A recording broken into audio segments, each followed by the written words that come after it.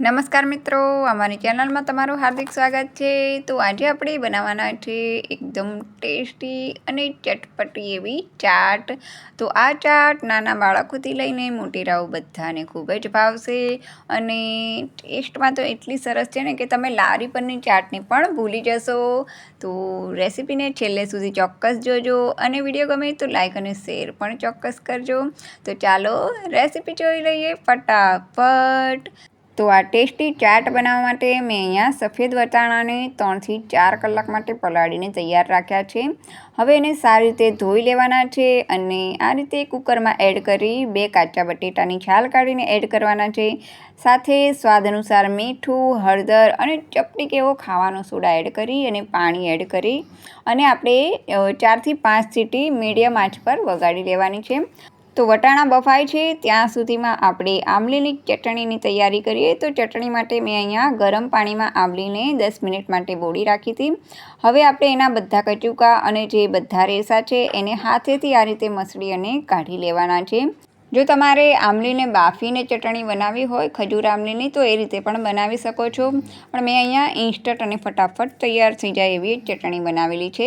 તો હવે આપણે એમાં સ્વાદ અનુસાર ગોળ એડ કરવાનો છે, સ્વાદ અનુસાર મીઠું, 2 ચમચી જેટલું ધાણા જીરું, 1 ચમચી લાલ મરચું પાવડર અને 1 ચમચી જેટલું આપણે આમચૂર પાવડર એડ કરી અને બધી વસ્તુને સારી રીતે મિક્સ કરી અને ગોળ જ્યાં સુધી ના ઓગળે ત્યાં સુધી આપણે આ રીતે એને ધીમી આંચ પર ગરમ કરવાનું છે। ગોળ જેવો ઓગળી જાય એટલે તરત જ ગેસની ફ્લેમ બંધ કરી દેવાની છે।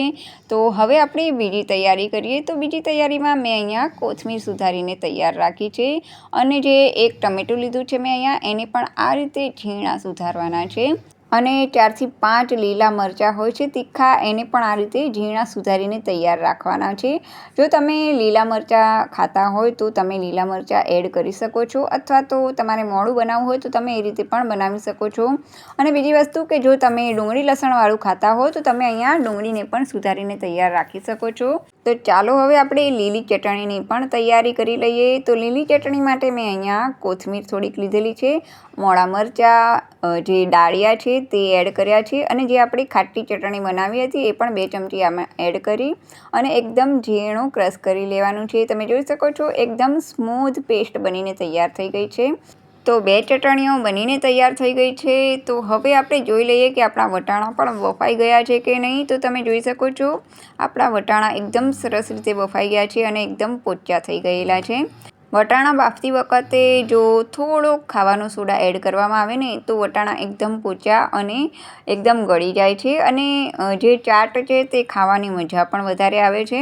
તો હવે આપણે જે 2 બટેટા આપણે મૂક્યા હતા એને આ રીતે પ્લેટમાં અલગ કરી લેવાના છે અને હવે આપણે કરવાનો છે વઘાર। તો વઘાર માટે એક કડાઈમાં આ રીતે 2 થી 3 ચમચા જેટલું તેલ એડ કરી એમાં 1 ચમચી જેટલું જીરું એડ કરવાનું છે અને 2 થી 3 તમાલપત્ર અને હવે આપણે એની અંદર જ ધાણા જીરું અને લાલ મરચું એડ કરી અને તરત જ જે આપણે વટાણા બાફેલા છે તે તરત જ એડ કરી દેવાના છે જેથી આપણો વઘાર બળી ન જાય।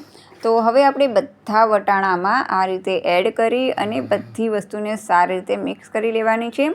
આપણે વઘારમાં જો લાલ મરચું એડ કરીશું ને તો જે આપણી ચાટ છે ને એનો કલર પણ બહુ સરસ આવશે, એટલા માટે મેં અહીંયા વઘારમાં લાલ મરચું એડ કર્યું છે। હવે આપણે જે 2 બાફેલા બટેટા હતા એને પણ મસળીને આમાં એડ કરી દેવાના છે। તમે જોઈ શકો છો હવે આપણે ફરીથી બધી વસ્તુને સારી રીતે મિક્સ કરી દેવાની છે અને જરૂર પૂરતું પાણી એડ કરી અને ફરીથી બધી વસ્તુને સારી રીતે ઉકળવા દેવાની છે। તો બધી વસ્તુ ઉકળે છે ત્યાં સુધી આપણે મસાલો કરી લઈએ। તો મસાલામાં સ્વાદ અનુસાર મીઠું હવે ફરીથી થોડુંક એડ કરવાનું છે, થોડુંક લાલ મરચું પાવડર, થોડુંક ધાણા જીરું, 1 ચમચી જેટલું આમચૂર પાવડર, 1 ચમચી ચીલી ફ્લેક્સ અને 1 ચમચી જેટલો ગરમ મસાલો એડ કરી અને ફરીથી બધી વસ્તુને સારી રીતે મિક્સ કરી લેવાનું છે। તમે જોઈ શકો છો। તો હવે આપણે એને 5 થી 10 મિનિટ માટે મીડિયમ આંચ પર બરાબર ઉકળવા દેવાનું છે એટલે આપણી ચાટ બનીને તૈયાર થઈ જશે। અને જો તમને એમાં પાણી ઓછું લાગે ને તો તમે પાણી થોડુંક એડ કરી શકો છો। તો તમે જોઈ શકો છો આપણી ચાટ બનીને તૈયાર થઈ ગઈ છે. તો હવે જ્યારે સર્વ કરવાની હોય ને ત્યારે આપણે એને એક અલગ બાઉલમાં આ રીતે કાઢી લેવાની છે, એટલે કે એક ડીશને આ રીતે તૈયાર કરવાની છે. તો જરૂર પૂરતી આપણે એક બાઉલમાં કાઢી લેવાની છે. હવે એમાં આપણે જે કાચા ટમેટાં છે તે એડ કરવાના છે, જે લીલા મરચાં આપણે સુધારીને રાખ્યા છે તે એડ કરી, કોથમીર એડ કરી અને બધી વસ્તુને સારી રીતે મિક્સ કરી લેવાની છે. આ બંને વસ્તુને આપણે કાચા જ એડ કરવાના છે, એનાથી પણ ટેસ્ટ બહુ જ સરસ આવશે. સાથે 1 થી 2 ચમચી જેટલી આપણે જે ખાટી ચટણી બનાવી છે તે એડ કરવાની છે. તો હવે આપણે એને પ્લેટમાં સર્વ કરીએ. તો પ્લેટમાં સર્વ કરતી વખતે પણ આપણે એ જ રીતે ટમેટાં એડ કરવાના છે, લીલા મરચાં, આ રીતે લીલી ચટણી અને જે ખાટી ચટણી છે એ એડ કર્યા પછી ઝીણી સેવ એડ કરી દેવાની છે. અને જો તમે ડુંગળી ખાતા હો તો ઝીણી સુધારેલી ડુંગળી પણ એડ કરી શકો છો. તો ચાલો, આપણી એકદમ ટેસ્ટી ચાટ બનીને તૈયાર થઈ ગઈ છે.